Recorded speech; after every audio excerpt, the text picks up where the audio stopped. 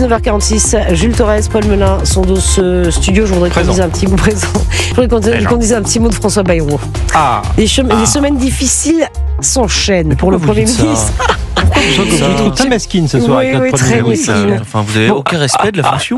Si, je respecte la fonction. Je n'en voudrais pour rien au monde. François Bayrou qui espère échapper à la censure malgré l'échec du conclave sur les retraites. François Bayrou qui affronte une motion de censure du PS, mais sans participation du RN. Premier ministre impopulaire. N'est-ce pas? C'est pas les conflits JDD qui vont nous dire autre chose. Vous avez raison. Voilà. De plus en plus isolé au sein du gouvernement. On se demande dans ces circonstances comment François Bayrou peut encore tenir.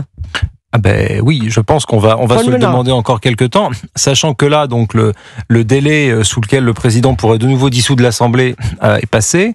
Par conséquent, il peut y avoir, par exemple, en septembre, admettons, une dissolution, et donc on peut revenir aux urnes. Le gouvernement peut tomber, une censure peut être provoquée. Du reste, les socialistes ont dit qu'ils allaient voter la censure. Il est sauvé par le RN, qui pour le moment ne veut pas censurer, même si sa base voudrait du RN que les députés RN censurent. Je crois 60 et quelques %. Je parle sous le contrôle de Jules. 65% des électeurs du RN aimeraient bien que leur député censure le malheureux François Bayrou.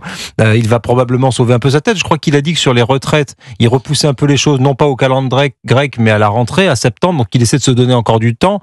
Moi, pour être franc, je suis pas Madame Irma. Je pense que ça va être difficile. Madame à un moment Soleil. donné, oui, mais on va m'appeler Madame Soleil ce soir. Je pense que vers septembre-octobre, il risque de s'exposer à une censure et que le RN ne pourra pas tenir sans voter la censure à la rentrée prochaine. Ça me paraît très difficile. Mais force est de constater que François Bayrou, depuis qu'il a été nommé, il a été très habile. Il a dépassé le record de Michel Barnier. Les Français aiment bien donc, gloire à lui. quand les premiers ministres ne font rien. C'est un peu ça. Visiblement, ils n'aiment pas. Mais non, mais... Paul Melun a très bien révisé sa leçon, puisque il y a rien à enlever quasiment dans ce qu'il vient de dire. Une fois n'est pas coutume. Merci, monsieur le professeur. Voilà. Après, il y a deux choses. Soit vous me demandez en tant que journaliste de vous dire ce que je pense de François Bayrou, soit en tant que Français. Bon, le journaliste en tant que Français, ça va être plus rigolo. Non, mais le journaliste vous dit que François Bayrou, il a été nommé, il s'est autonommé à Matignon pour assurer la stabilité du pays. On est dans une semi-crise politique aujourd'hui. On peut pas faire grand-chose. Il y a une assemblée qui est fragmentée, mais on arrive quand même à faire voter certains textes qui sont pas flamboyants. Et l'objectif de François Bayrou, c'est de rester le plus longtemps pour éviter la crise politique. À ce titre-là, c'est complètement réussi. Il a un petit peu entubé les socialistes en leur faisant croire que ce conclave irait au bout, alors que je me souviens très bien avec Paul, on a dit dès le premier soir on était d'accord que ça tiendrait pas.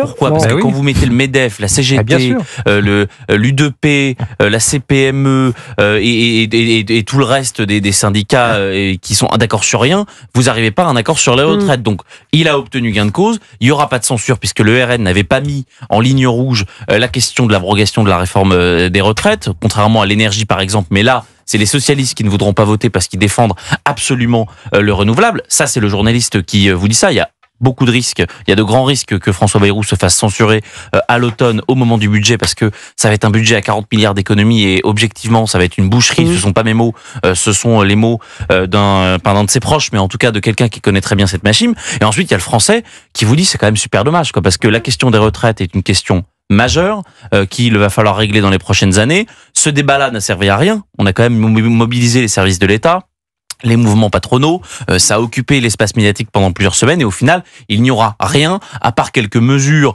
sur la pénibilité, notamment pour le travail des femmes, c'est aussi très important dans le projet de loi de finances rectificative de la sécurité sociale. Donc, on a le sentiment qu'on a un peu perdu notre temps et c'est aussi pour ça que les Français considèrent que François Bayrou n'a pas de cap et dans une sorte d'immobilisme et c'est aussi pour ça qu'il est, a priori, pour l'instant, c'est pas une vérité de long terme, l'un des premiers ministres les plus impopulaires de la Ve République. C'est aussi ça qui est un peu triste. Mais oui, et si le gouvernement tombe, alors que se passe-t-il ? Deux options. Soit le président de la République rappelle un nouveau Premier ministre, nouvelle dissolution issu de la majorité Macron. ou non. Et franchement, soit il y a une dissolution. Mais à un an des... Non, là, je pense que malheureusement, c'est là où on voit les limites de Paul Melun.